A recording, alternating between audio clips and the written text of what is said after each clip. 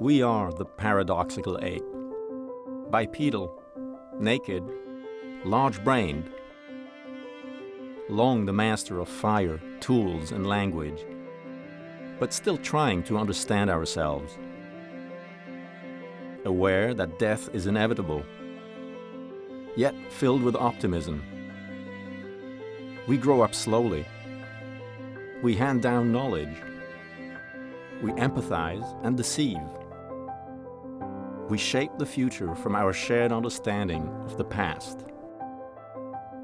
CARTA brings together experts from diverse disciplines to exchange insights on who we are and how we got here. An exploration made possible by the generosity of humans like you.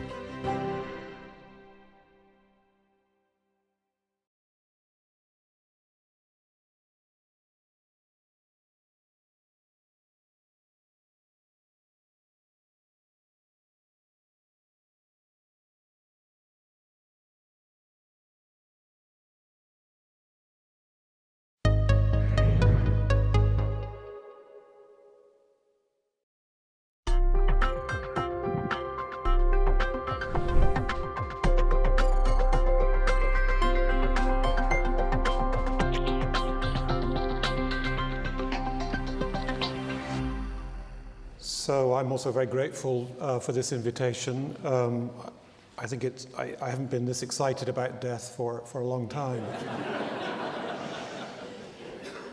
So just to set the context of my talk a little bit, you'll remember when Dora presented the baboon slides and the various questions that we might ask of those baboons with respect to their understanding of death. What I'll be telling you, I think, in part today, is that the answer to many of those questions with respect to children at a fairly young age is yes, that they have an understanding. But then I'll go on to say more about how that understanding might be displaced or amplified by the notions of afterlife or religion that their particular culture presents to them. So that's the gist of the presentation. Some acknowledgements here. My good colleague Rita Astuti, whom you'll be hearing more from this afternoon. Marta Gimenez, with whom I did some research in Spain. 3 colleagues at the University of Texas. I'll mention them later when I talk about some work in Vanuatu. So, as I've said, children probably acquire, and certainly by the age of 7 or 8, have acquired what we might think of as a biological theory of death. That's to say, they seem to understand that death is a terminal point for all mental and bodily processes. And indeed, children of this age, 7, 8, 9, it varies a little bit from child to child, also seem to understand the universality of death, that it applies to everybody, that it's irreversible. And it's also true that they understand something of the mechanics of death. That's to say that the body is a machine, that there are various parts, invisible parts, lungs, heart, and so forth, which have to be coordinated.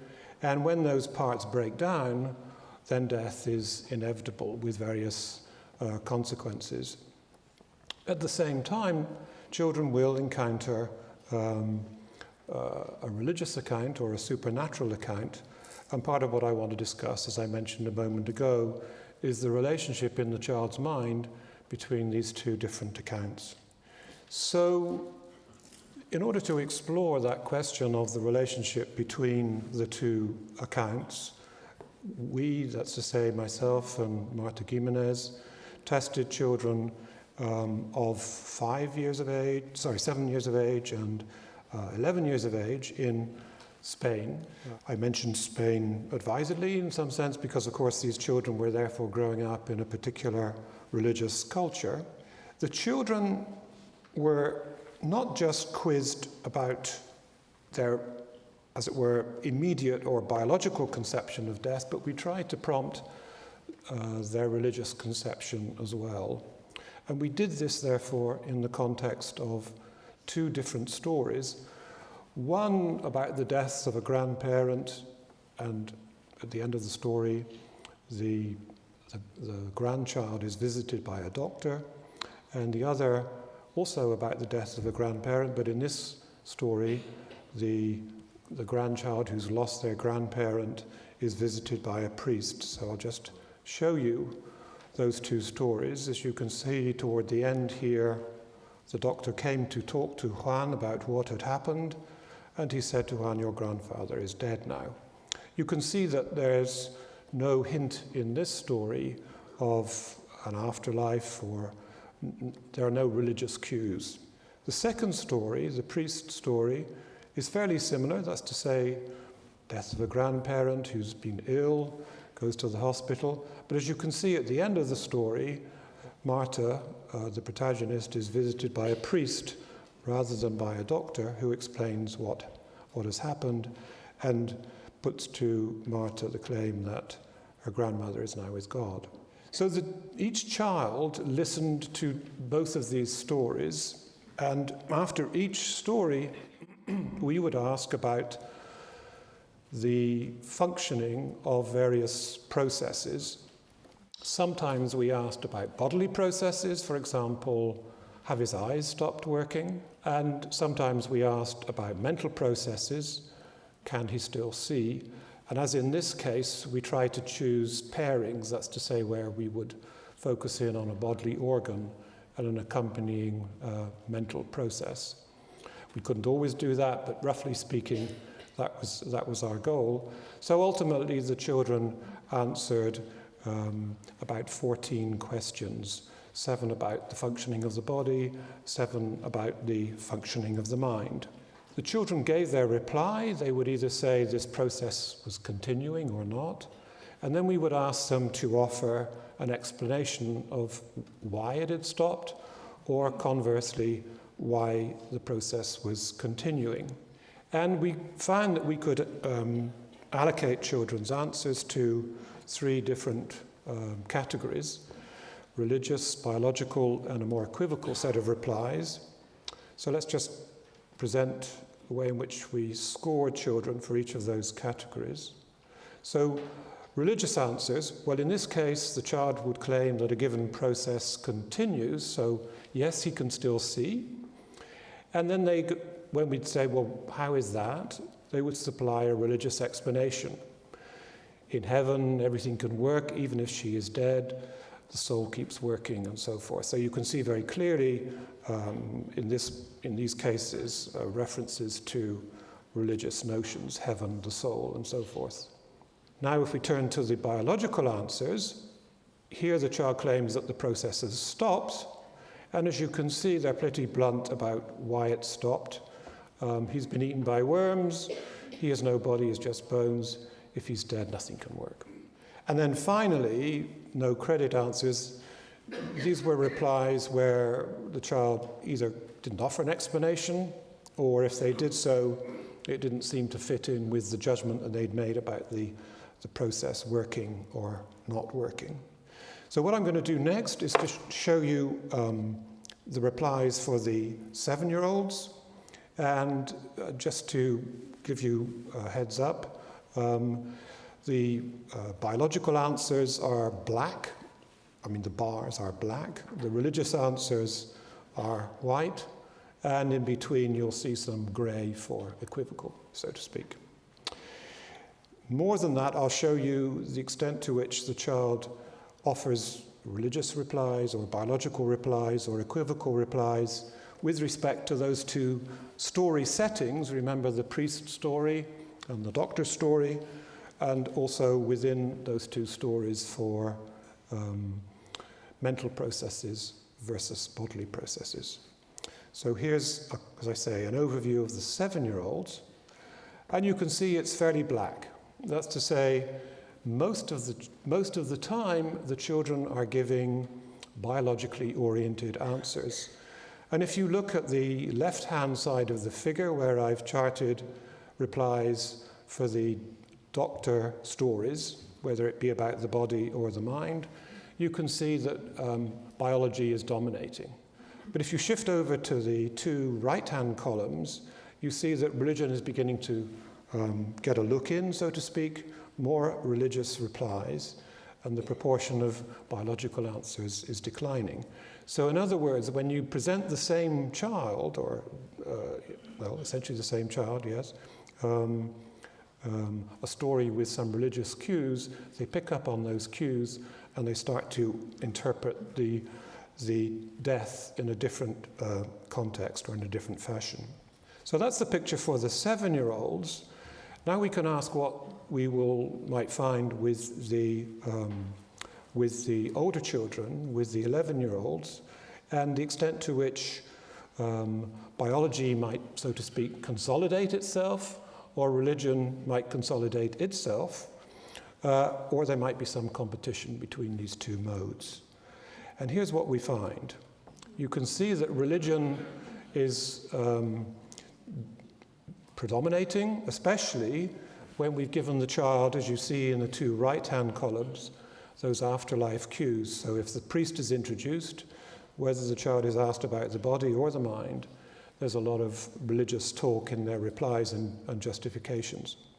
So the next step that we took was to ask, given that we have presented each child with two stories, to ask how consistent any individual child might be across those two stories, and indeed across essentially the 28 questions that we had asked them.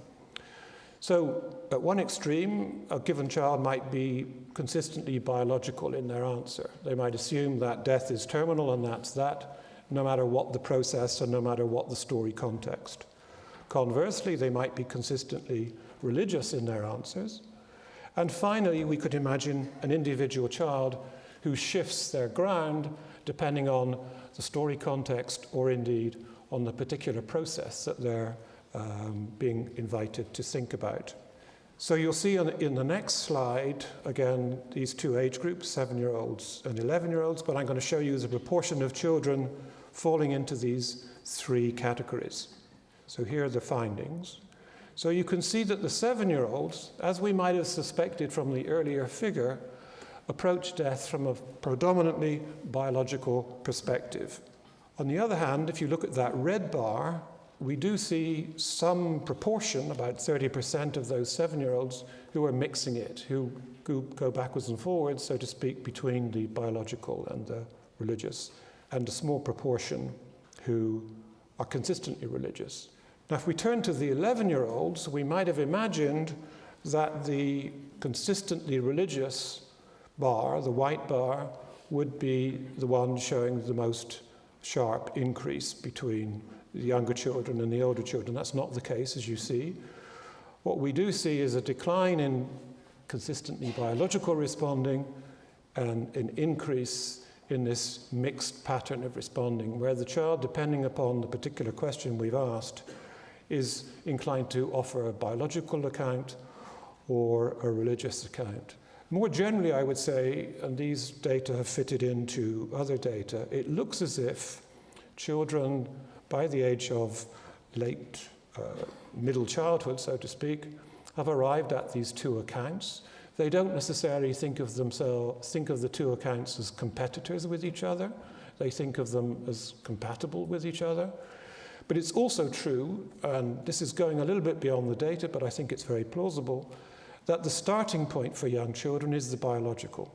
So they arrive at this biological account, of which, as I said earlier, by 7 or 8, they realize is a universal account and therefore applies to themselves. And it may be that that's the foundation, ultimately, this biological account, for their increasing appreciation of the message that is offered by religion, so to speak, which, after all, in some sense, presupposes the biological account but then denies it, which says death is not the end. So there's a sense in which, from our point of view, we are seeing a somewhat paradoxical conceptual development here, where conclusions that the child has arrived at from a relatively objective point of view are going to be put aside or set aside in part by virtue of religious teaching. So there's a quick summary of what I've just reported to you. And as I've emphasized, as children get older, this mixed stance is the one that dominates. I'm going to give you a very quick taste of Rita's talk by showing you a map of Madagascar. That's all I'm going to do. I'm going to show you a picture of her field site.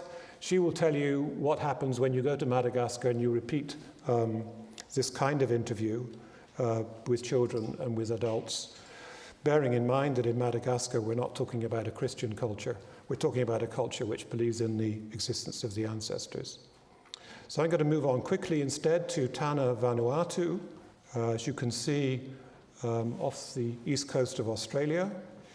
And in particular, this island of Tana is one where my colleagues in Austin, led by Christine Lagarde, have been doing these kinds of interviews with children and indeed with adults in Tana. Okay, they took essentially the design study, the study design that I described a moment ago, to Vanuatu, but they also tested adults in Austin, Texas, and the basic question was the extent to which we would find a distinctive pattern, particularly in Vanuatu, or whether we would replicate the basic pattern we'd seen in Spain. It seems like a minor methodological point, but I think it's of greater significance. In this particular study, each participant was only presented with one story, not with two stories. So you could argue, looking back at the results we got in Spain, that the reason why children showed this duality, this coexistence of two accounts, was precisely because the two children had been presented with two different narratives about death. In this study, then, each participant only got one story, and we'll see if nonetheless we get this pattern of mixed responding. So that's the basic question. And I'm going to show you now the results that we got when we presented a story with afterlife cues, similar to the one that I mentioned a moment ago with respect to Madrid in Spain, but with certain cultural adjustments given the culture. The two cultures, I should say. So here are the findings. Pretty straightforward, as you can see. In both places, we see that the consistently biological is in the minority. In both places, we do see some individuals who offer consistently religious responding, but the very clear result is this prevalence of a mixed stance or mixed responding, both in the United States and in Vanuatu. So that leads me to then some overall conclusions. It looks as if from our data, and actually that's echoed not just in Spain, but also in Madagascar, that young children don't really pay much heed to the religious narrative which is available in their culture. They come to an understanding of death in biological terms, and more probing interviews than those I've presented to you today suggest, as I mentioned earlier, that this is part of a theory in the sense that the children also can invoke various unobservable bodily organs and realize that the body is coherent or has to work coherently for life to continue. And when life stops, you see a termination of most processes. So children have established that notion by around 7 or 8 years of age.